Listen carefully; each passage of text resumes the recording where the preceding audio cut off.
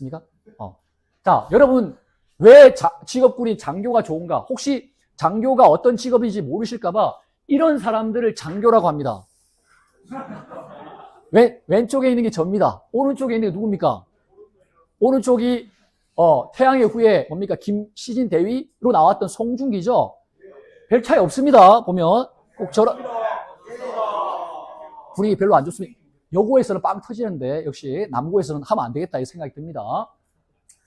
자, 시간 관계상 제가 왜 장교가 좋은지 5가지만 말씀드리겠습니다. 첫 번째는 장교로서의 군생활, 일반 직장생활하고 같습니다. 자, 보시면 일반 직장 같은 경우 우리가 점심시간 빼고 9 to 6, 8시간 근무를 하는데 군대도 마찬가지 8시 반에 출근해서 5시 반에 퇴근하면 됩니다. 주말 출근 없습니다. 어떤 분이 이거 물어보더라고요. 그러면 점심을 군생활하면서 밖에서 먹을 수 있나요? 가능합니다. 근데 왜 우리가 군대 내에서 먹느냐? 이걸 아끼려고 먹는 겁니다. 이걸 아끼려고. 그 다음에 세 번째, 결혼 및 연애생활. 직장 같은 경우는 사내 규정에 따라서 사내 커플을 아예 금지하는 그런 회사들이 많이 있습니다. 근데 군대도 뭡니까? 남군이 있고 여군이 있죠. 눈이 안 맞을 수가 없어. 그래서 국내 커플이 가능합니다. 커플. 결혼하면 숙소, 아파트 제공합니다. 아파트. 자, 그 다음에 휴가. 일반 직장 같은 경우는 회사 사정에 따라서 휴가 일수가 다릅니다. 근데 장교는 공무원 신분이기 때문에 1년에 21일 휴가가 보장됩니다. 자, 두 번째로 장교는 총 들고 싸움하는 사람만 있는 거 아닙니다. 자, 군대 내에도 다양한 23개 병과 우리를 진로라고 볼 수 있는데요. 다양한 진로가 존재한다. 첫 번째, 이게 총 들고 싸우는 사람이죠. 보병, 기갑, 탱크 타는 사람, 보병, 대포 쏘는 사람. 근데 나는 이런 거 말고 나는 외국어에 대해서 관심이 많아. 나 외교관처럼 외국을 돌아다니면서 살고 싶어. 그러면 정보병과를 가시면 됩니다. 그러면 여러분이 외국에 대사관이 있죠. 대사관. 대사님이 계시지 않습니까? 그 사람을 군인으로서 서포트하는 무관이라고 하는 직책이 있습니다. 그런 걸 하실 수 있고, 그 다음 나는 요즘 인공지능 AI가 핫하잖아. 나는 그런 쪽에 관심이 많아. 컴퓨터 막 다루고 싶고. 그러면 정보통신병과를 가면 됩니다. 그 다음에 나는 요즘 K방산, 방산업체가 요즘 뜨고 있네? 나 제대한 다음에 방산업체 취업하려 해. 그러면 병기병과라 그래서 무기를 다루는 병과로 가시면 됩니다. 그 다음 나는 다 필요 없고 나 사무실에서 그냥 조용히 근무하고 싶어. 행정직으로. 인사병과를 가시면 됩니다. 회사마다 인사부서가 있죠. 그 다음에 나는 공부가 너무 좋아. 공부가. 그러면 군대 내에서 교수님을 하실 수도 있습니다. 그럼 나는 다른 사람들 만나는 거 말고 나 혼자 연구하는 게 너무 좋아. 군대 내에 연구소들이 많이 있습니다. 거기에 연구원으로서 군생활을 하실 수도 있습니다. 꼭 싸움 잘하는 사람만 군인 장교가 되는 거 아닙니다. 다양한 길이 있다. 그 다음에 장교가 되는 것은 여러분 공무원 7급 합격하는 것과 같습니다. 직업 군인을 우리가 특정직 공무원이라고 합니다. 법률에 의해서 정해진 소방이나 경찰처럼 특정직 공무원입니다. 보시면은 소위는 일반직 7급입니다. 여기 제가 표를 갖고 왔죠. 일반직 보시면 7급이랑 소방, 군인 여기 소위랑 같다는 거죠. 같다는 겁니다. 자, 올해 국가공무원 여러분들 얼마 전에 필기시험 봤는데요. 9급 24.3대 1 경쟁률이, 7급 44.6대 1. 근데 여러분 군사학과 졸업하면 자동으로 소위되니까 자동으로 7급 공무원 되는 겁니다. 시험 안 보고. 자, 그 다음에 장교는 의외로 여러분들 돈 많이 법니다. 가난하지 않습니다. 자, 소위 현재 연봉 3,600 어떻습니까? 작습니까? 누군가는 너무 작다고 합니다. 그러면 나중에 여러분들 스마트폰을 꺼내셔서 사회 초년생 평균 연봉이라고 쳐보십시오. 그러면 이 정도 나옵니다. 3,600. 근데 그들이 말하는 사회 초년생은 여러분들 우리 남학생 같은 경우 뭡니까? 대학 졸업하시고 군대 갔다가 취준생으로 계시다가 운 좋으면 20대 후반 30대 초반에 자기의 잡을 잡는단 말이죠.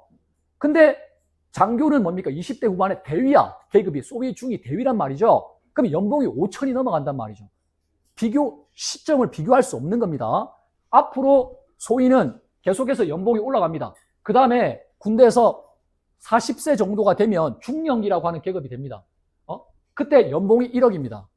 연봉 1억은 여러분 대한민국 연봉 상위 7%입니다. 이렇게 제가 얘기하면 교수님 또 군사학과 홍보하려고 뻥친다고 얘기할까봐 제가 국방부에서 인건비 표를 그대로 캡처해서 갖고 왔습니다. 소위 작년 기준으로 했을 때 올해는 더 올랐을 겁니다. 물가를 반영하기 때문에 3,600 중령 1억 1천 넘습니다. 자료 있습니다. 이렇게. 그 다음에 마지막으로 장교와 부사관은 역할이 다르다는 겁니다. 혹시나 이 중에서 해군 부사관이나 육군 부사관으로 가시려고 하는 분이 계실까봐 제가 말씀드리고 싶은데요. 장교는 지휘자, 지휘관, 리더 역할을 합니다. 부사관은 장교와 병사들 간에 연결하는 다리 역할을 합니다. 역할이 다릅니다. 그 다음에 장교는 우리가 군대의 기관이라고 합니다. 으뜸이자 중심이라고 합니다. 영어로 하면 장교는 커미션드 오피서라고 합니다. 권한이 위임된 사람입니다. 근데 부사관은 넌이죠. 넌 커미션이죠. 권한이 없는 사람입니다. 이왕 군생활 할 거면 권한이 있는 사람이 낫지 않겠습니까? 그 다음에 장군이 될 수 있는 사람은 장교입니다. 장군, 스타. 장교는 소위, 중위, 대위부터 쭉 해서 뭡니까? 대장, 포스타까지 될 수 있습니다. 근데 부사관은 하사, 중사, 상사, 원사가 끝입니다. 원사가 소위보다 군생활 길게 했기 때문에 짬밥은 맞습니다만 소위랑 원사랑 급수는 7급으로 같습니다. 그래서 군생활 할만합니다. 장교생활 행복하게 할 수 있습니다. 그런 생활이 될 수 있도록 저희 군사학과에서 도움을 드릴 수 있도록 하겠습니다. 제 이메일 주소고요. 제 전화번호가 여기 있습니다. 010-4449 뒷번호가 뭐죠? 네? 좀 크게. 64오빠. 64. 분위기 안 좋습니다. 요거에서는 빵 터지는데. 64오빠만 기억해 주시면 됩니다. 저 군사학과뿐만 아니라 경남대 관련해서 궁금한 거 물어보시면 됩니다. 제가 진짜 여러분께 당부드리고 싶은 말씀 몇 가지만 하고 이제 진짜 마치겠습니다. 자, 지금쯤 되면 여러분들 부모님으로부터 빨리 독립하고 싶은 마음이 있으실 겁니다. 그쵸? 서울로 가고 싶은 그런 로망이 있으실 겁니다. 서울에 가서 서울 여친도 사귀고 싶고, 그 다음에 뭐 경리단길, 대학로, 신촌 막 거닐고 싶은 그런 로망, 욕구가 있을 겁니다. 근데 그런 로망의 유효 기간이 언제다? 군생활 하다가 군생활이죠. 대학생활 하시다가 군대를 간단 말이죠. 그래서 서울에 대한 로망은 유효 기간이 1년입니다. 1년. 군대 갔다 오시게 되면 그런 로망을 느낄 시간이 없습니다. 왜? 취업을 준비해야 되거든요. 취준생 모드로 들어가게 됩니다. 그래서 여러분께서 인생에 있어서 제일 중요한 취업을 결정하는데 제일 큰 영향을 미치는 게 대학이잖아요. 대학, 전공. 인데 여러분께서 서울에 가고 싶은 그런 로망 때문에 성급하게 결정을 안 하셨으면 좋겠다는 거 첫 번째. 두 번째로는 우리가 살다 보면 용 알죠? 드래곤. 용의 꼬리로 살 것인가 뱀의 머리로 살 것인가 하는 딜레마에 부딪히게 됩니다. 이 중에서 이미 용의 머리인 사람은 상관없습니다. 잘하는 분들은 상관없습니다. 근데 내가 어느 정도 중간 정도의 성적으로 운 좋게 인서울했습니다. 근데 거기 가면 경쟁자들이 많아. 그러면 여러분들이 좋은 성적을 받을 수 있다, 없다? 없습니다. 솔직히 말해서 거기 교수님은 여러분이 누군지 여러분 이름도 모릅니다. 근데 저희 경남대 같은 경우는 학사 지도 담당하는 교수님이 학과별로 계시고 취업 담당하는 교수님이 학과별로 계십니다. 그래서 여러분을 1대1로 멘토링해서 케어해서 여러분을 잘 취업시킬 수 있다. 그래서 여러분이 굳이 뭡니까? 용의 꼬리가 되기 위해서 서울로 가실 필요 없다 말씀드리고요. 마지막으로 이전에 옛날에 페르시아라는 나라가 인도를 점령할 때가 있었습니다. 인도에 골콘다라고 하는 지역이 있었는데요. 거기에 알리 하퍼드라고 하는 농부가 살았습니다. 농부가 아십니까? 알리 아십니까? 아주 오래전에 살았던 사람인데 농부가 있었는데 농부가 자기 밭도 있고 과수원도 있고 잘 사는 농부였어요. 근데 어느 날 밤에 손님이 찾아왔어. 그래서 하루만 묵게 해달라고 해서 착한 알리는 그러세요 했습니다. 근데 밤에 그 손님이 얘기를 하는데 다이아몬드에 대한 얘기를 합니다. 그래서 손톱만한 다이아몬드만 있으면 당신이 갖고 있는 모든 땅을 다 살 수 있다고 했습니다. 그리고 조금만 더 다이아몬드가 있으면 당신 아들과 손자가 왕처럼 부유하게 살 수 있다고 이렇게 얘기를 해준 겁니다. 그 다음날 알리는 어떻게 했겠습니까? 자기가 갖고 있던 모든 땅을 다 팔고 다이아몬드를 찾아서 페르시아, 아프리카, 아시아로 떠납니다. 근데 알리는 다이아몬드를 찾았다, 못 찾았다?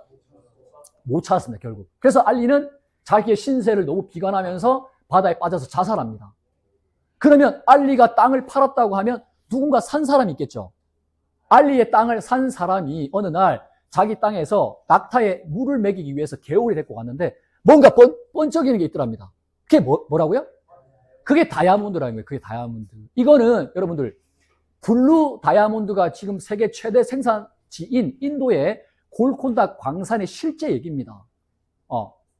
알리가 뭡니까? 알리가 다른 곳에 다이아몬드가 있는 줄 알고 찾아 떠났죠. 근데 실제 다이아몬드는 어디에 있었습니까? 자기 땅에 있었던 거죠. 자기 땅에.